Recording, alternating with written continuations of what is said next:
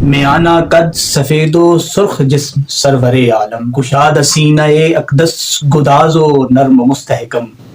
سر اقدس بڑا سب سے نمایاں گول اور اونچا، ہزاروں میں ہزاروں سے بلند و برتر و بالا، سیاہ زلفوں میں پوشیدہ شبید جور کا عالم، نہایت نرم و چمکیلے برائے نام پیچ و خم، بلند و بالا وہ لوہے جبیں شفاف نورانی، مہو خورشید کو ہے جس کے آگے سخت حیرانی، جھکی پلکیں بڑی آنکھیں مطہر اور شرمیلی، جھکی پلکیں بڑی آنکھیں مطہر اور شرمیلی، سفیدی میں ملی سرخی ملائم نرم و چمکی، دندان مبارک آپ کے خورشید کے ذرے، شب تاریک میں تاروں سے زیادہ جو چمکتے، نہایت نرم و نازک ناک جو چہرے کی زینت ہے، نہاں ہر سانس کے اندر بہار کیف جنت ہے، روش تھی ناف تک سینے سے بالوں کی وہ پتلی سی، کہ کیسے چاند کی آغوش میں ہو شاخ سنبل کی۔ آپ سے التماس ہے کہ ضیاء پاشیاں یوٹیوب چینل کو اپنی محبتوں سے نوازیں، سبسکرائب کریں، شیئر کریں، لائک کریں اور اپنی آراء نیچے کمنٹ باکس میں ضرور دیں۔ وَبِيَدَّ يُسْتَسْقَى الْغَمَامُ بِوَجْهِهِ شِمَالُ الْيَتَامَى عِصْمَةٌ نحمده ونصلي على رسوله الكريم، اما بعد فاعوذ باللہ من الشیطان الرجیم، بسم اللہ الرحمن الرحیم۔ محترم سامعین و حاضرین، آج تیسرا لیکچر جو کہ شیخ یوسف بن اسماعیل نبہانی رحمۃ اللہ علیہ کی کتاب شمائل رسول کا مطالعہ چل رہا تھا، اس حوالے سے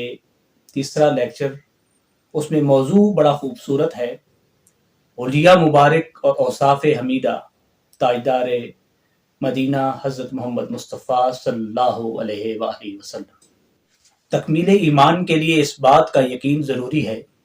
کہ خدا نے نبی علیہ السلام کے جسم مبارک کو اس انداز سے پیدا کیا کہ نہ آپ سے پہلے کسی انسان کے جسم کی تخلیق اس طرح سے ہوئی اور نہ بعد میں۔ ابو سیری نے کیا خوب کہا، قسم اس ذات کی جس نے آپ کے محاسن اور آپ کو اور خوب قسم اس ذات کی کہ جس نے آپ کے محاسن اور صورت کو کمال بخشا،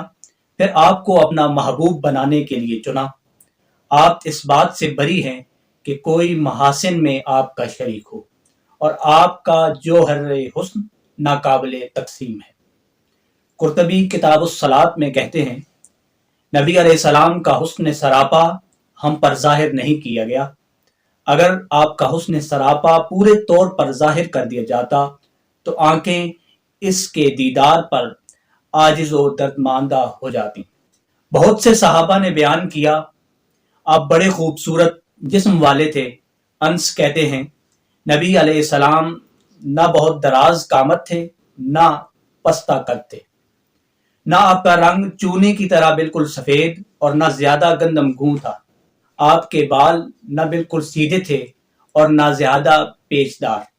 بلکہ ان میں ہلکا سا گنگریالا پن تھا۔ آپ کے ابرو باریک، خمدار اور جدا جدا تھے، ایک دوسرے سے ملے ہوئے نہیں تھے۔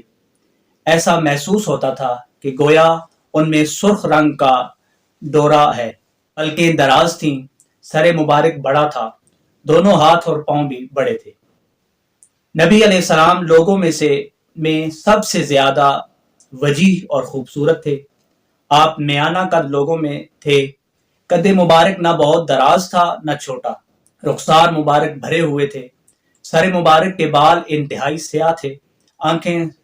سرمگیں اور پلکیں باریک تھیں۔ جب چلتے تو قوت سے قدم اٹھا کر چلتے، ڈھیلے قدم نہ رکھتے۔ جب شانہ مبارک سے چادر ہٹاتے تو یوں معلوم ہوتا کہ چاندنی کی ڈلیاں ہیں۔ جب مسکراتے تو دندان مبارک موتیوں کی طرح نظر آتے۔ خصائص میں نبی علیہ السلام جب مجلس میں تشریف فرما ہوتے تو آپ کے شانہ ہائے مبارک سب سے بلند ہوتے۔ آپ کی شخصیت بڑی بھرپور اور جاذب نظر تھی۔ روئے مبارک 14ویں کے چاند کی طرح منور اور تاباں تھا، پستہ قد سے دراز تھے، سر مبارک اعتدال کے ساتھ بڑا تھا، بال کسی قدر گھنگریالے تھے، سر کے بالوں میں اگر اتفاقاً مانگ نکل آتی تو مانگ نکال لیتے، ورنہ از خود مانگ نکالنے کا اہتمام نہ فرماتے۔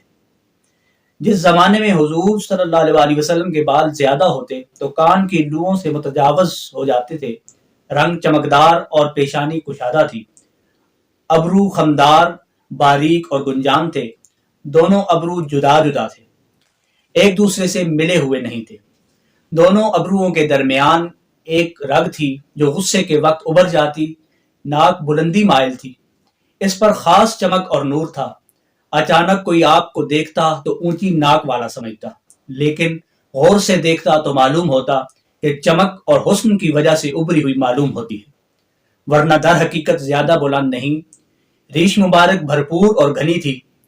آنکھوں کی پتلیاں سیاہ تھیں، رخسار مبارک ہموار اور ابھرے ہوئے تھے، دہن مبارک اعتدال کے ساتھ فراغ تھا، دندان مبارک باریک اور چمکدار تھے، سامنے کے دانتوں میں ذرا ذرا فصل تھا، سینہ سے ناف تک بالوں کی باریک دھاری تھی، گردن انتہائی خوبصورت اور باریک تھی، رنگ میں چاندی کی طرح صاف اور خوبصورت تھی، تمام اعضاء معتدل اور بھرے ہوئے تھے،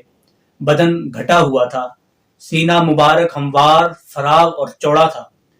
دونوں کندھوں کے درمیان فاصلہ قدرے زیادہ تھا، جوڑوں کی ہڈیاں مضبوط اور بڑی تھیں، بدن کا جو حصہ کپڑوں سے باہر رہتا وہ روشن اور چمکدار تھا، ناف اور سینے کے درمیان بالوں کی باریک دھاری تھی، اس لکیر کے علاوہ سینہ اور پیٹ بالوں سے خالی تھا، البتہ دونوں بازوؤں، شانوں اور سینہ کے بالائی حصے پر بال تھے، کلائیاں دراز اور ہتھیلیاں فراخ تھیں، نیز ہتھیلیاں اور دونوں قدم گداز اور ابھرے ہوئے تھے، ہاتھ پاؤں کی انگلیاں مناسبت کے ساتھ لامبی تھیں، تلوے قدرے گہرے تھے، قدم ہموار تھے، ان کی صفائی اور ہمواری کی وجہ سے ان پر پانی ٹھہرتا نہیں تھا، فوراً ڈھل جاتا تھا، جب چلتے تو پوری قوت سے قدم اٹھاتے، آگے کو جھک کر چلتے، زمین پر قدم آہستہ رکھتے، زور سے نہیں رکھتے تھے، جب آپ چلتے تو ایسا معلوم ہوتا گویا بلندی سے پستی کی طرف آ رہے ہیں، جب کسی کی طرف توجہ فرماتے تو پورے جسم کے ساتھ توجہ فرماتے، یعنی یہ نہ ہوتا کہ مخاطب کسی اور سے ہیں اور رخ انور کسی اور کی طرف، بلکہ پوری طرح متوجہ ہو کر گفتگو فرماتے، نظریں نیچی رکھتے اور آپ کی نظر بنسبت آسمان کے زمین کی طرف زیادہ رہتی،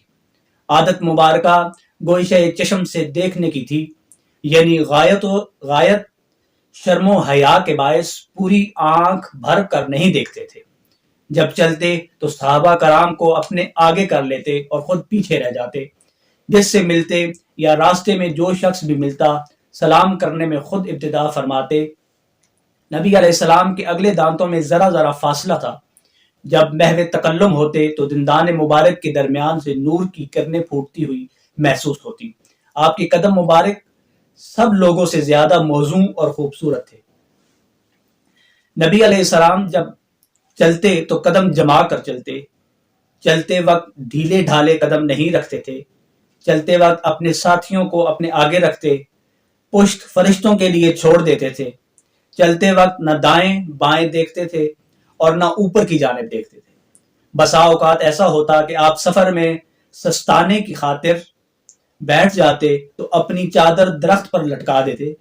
جب تک چادر نہ اوڑھ لیتے ادھر ادھر نہ دیکھتے، چلتے تو جھک کر چلتے، جب آپ چلتے تو آپ کی چال میں کوئی تھکاوٹ یا سستی محسوس نہ ہوتی، آپ کے ہمراہ 2 آدمی ہوتے تو آپ ان کو اپنے پیچھے نہ چلنے دیتے، اگر 3 ہوتے تو پھر ان کے درمیان ہو کر چلتے، اور اگر بہت سے افراد ہوتے تو آپ ان لوگوں کو اپنے سے آگے کر دیتے، زیادہ ساتھی ہمراہ ہونے کی صورت میں خود آگے نہیں چلتے تھے، درمیان میں رہتے یا پیچھے رہتے تھے۔ برا بن عازب سے کسی نے پوچھا، کیا نبی علیہ السلام کا چہرہ چمک دھمک میں تلوار کی طرح تھا؟ برا نے کہا، نہیں، آپ کا چہرہ تو چاند کی طرح حسین تھا، آپ کا رنگ کھلا ہوا تھا، نہ گندم گوں تھا نہ اور نہ سیاہی کی طرح مائل، بلکہ انتہائی ملیح اور پرکشش تھا۔ آپ کے چچا ابو طالب نے آپ کی تعریف میں یہ شعر کہا، وَبْيَدَّ يُسْتَسْقَى الْغَمَامُ بِوَجْهِهِ وَبْيَدَّ يُسْتَسْقَى الْغَمَامُ بِوَجْهِهِ شِمَالُ الْيَتَامَى عِصْمَةٌ لِلْأَرَامِلِ۔ آپ کا چہرہ ایسا روشن اور تاباں ہے کہ تشنہ لب اس سے سیرابی حاصل کرتے ہیں اور یتیموں کا سہارا اور بیواؤں کے پناہ گاہ ہے۔ آپ کا رنگ کھلا ہوا تھا، پسینہ آتا تو موتیوں کی طرح معلوم ہوتا، چلتے تو ذرا جھک کر چلتے۔ آپ کا چہرہ تمام لوگوں سے زیادہ خوبصورت، حسین اور تاباں تھا۔ آپ کے روئے انور کو سب سے زیادہ تشبیہ 14ویں کے چاند کے ساتھ دی جا سکتی تھی۔ صحابہ بھی وہی کچھ کیا کرتے جو آپ کے ساتھی ابو بکر صدیق رضی اللہ تعالیٰ عنہ فرماتے ہیں۔ آپ امی ہیں، مصطفیٰ ہیں، لوگوں کو بھلائی کی طرف بلاتے ہیں، اور چاند کی ضیاء ہیں جس سے تاریکی چھٹ جاتی ہے۔ اسی کے ساتھ اجازت چاہتا ہوں، اس امید کے ساتھ کہ اگلے ہفتے شمائل مصطفیٰ کے نیکسٹ ٹاپک کے ساتھ آپ کے ساتھ حاضر ہوں گے۔ آپ سے التماس ہے کہ ضیاء پاشیاں یوٹیوب چینل کو اپنی محبتوں سے نوازیں، سبسکرائب کریں، شیئر کریں، لائک کریں اور اپنی آراء نیچے کمنٹ باکس میں ضرور دیں۔ جزاک اللہ خیر۔ وآخر دعوانا الحمدللہ رب العالمین۔